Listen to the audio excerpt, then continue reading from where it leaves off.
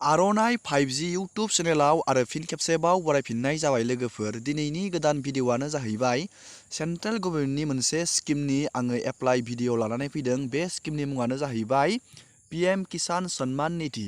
दासिमबो नोंथाङा PM किसान सन्मान निधियाव एप्लाइ खालामाखैबा नोंथाङा मबाइल फननि मददावनो बोरै एप्लाइ खालामनानै लानो हागोन अनलाइन आङो नैबे भिडिअ'आव देखायगोन।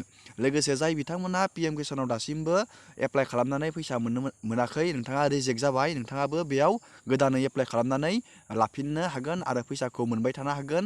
नोंथाङा बे स्किमाव एप्लाइ खालामबा नोंथांनो सेन्ट्रेल गभर्नमेन्टआ 2000 फैसा होनाय जायो। नोंथांनो 4 मासनि उनाव नोंथांनो नैबे PM किसान सन्मान निधिनि जोहै नोंथांनो 2000 रां होनाय जायो। जोङो दानिया नायदोनि लोगोफोर, नोंथाङा बे PM किसान सन्मान निधियाव बोरै मबाइल फनावनो एप्लाइ खालामनानै लानो हागोन। लोगोसे नोंथाङा आङो नैबे भिडिअ'नि डिसक्रिपसनाव बेनि लिंकखौ होना दोनगोन। नोंथाङा नैबे लिंकआव थुबाथाय नोंथाङा नैबे पेजआव फैखागोन। नोंथाङा बे पेजखौ एसे बोखोनानै नोंथाङा गोदान बानायनोब्लाथाय नैबे निउ फार्मार रेजिस्ट्रेसनाव थुनांगोन। जों दानिया बेयाव थुनोसै। जों दानिया बेयाव थुबाय।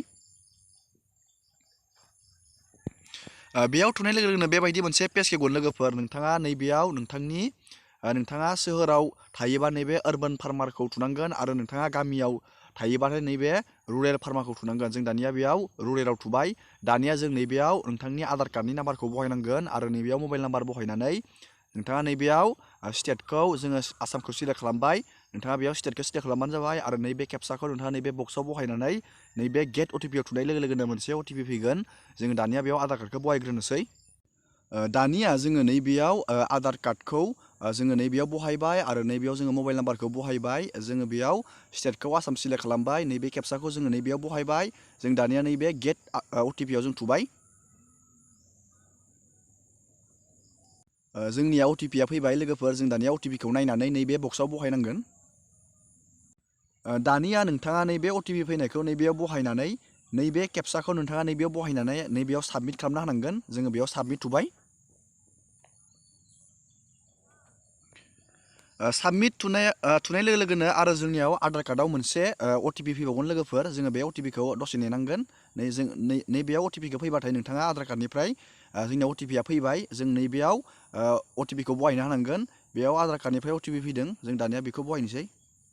दानिया जोंनिया आधार कार्डआवबो OTP आ फैबाय। जों नैबेयाव बहायबाय। जों नैबे भेरिफाइ आधाराव थुबानो जोङो मोनसे पेजआव थांगोन। जोङो एप्लाइ खालामनो हासिगोन। बेयाव लोगोफोर नोंथाङा दानिया लगइन जानाय लोगो लोगोनो आधार कार्डनि बेयाव बेसिक डिटेल्सआ बेयाव श' जाखागोन। नोंथाङा बेयाव नुनो मोनखागोन। नोंथांनि बेयाव स्टेटआ बेयाव अलरेडि आसामा सिलेक्ट जाखाबाय।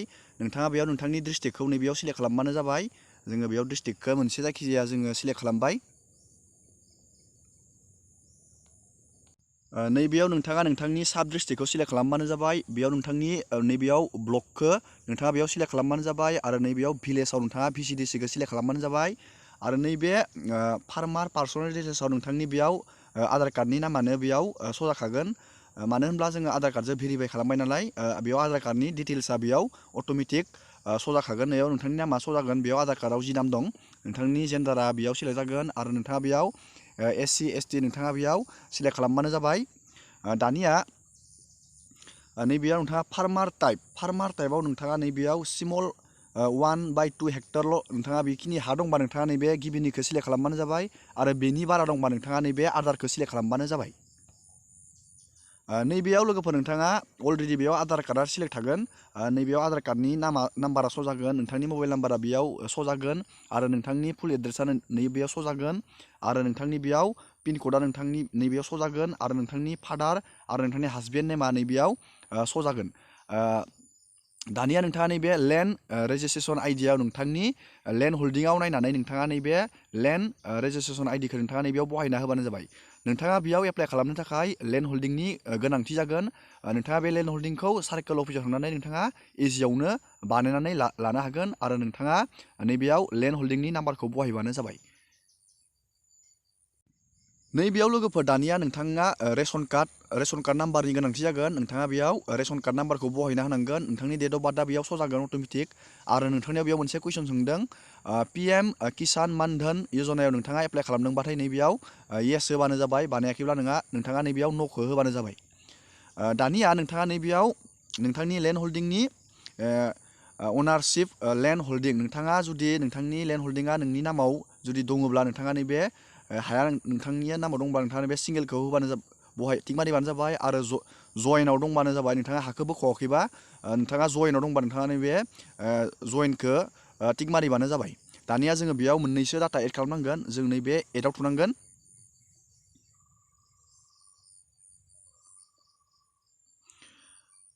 एडआव थुनाय लोगो लोगोनो लोगोफोर बेबायदि मोनसे पेज गेवबावगोन नोंथाङा बे एड खालामनांगोन नोंथांनि बेयो सार्भे खाथा नं नोंथाङा बेखौ लेन्ड हल्डिंनिफ्राय नायनानै नैबेयाव बहायबानो जाबाय आरो दाग खरसा नामखौ नोंथाङा नैबेयाव बहायबानो जाबाय। दाग नाम्बारखौ नोंथांनि बेयाव एरिया नोंथांनि हानि एरिया माबाखौ बहायबानो जाबाय नोंथाङा लेन्ड हल्डिंआव मोनगोन नोंथाङा बेखौ।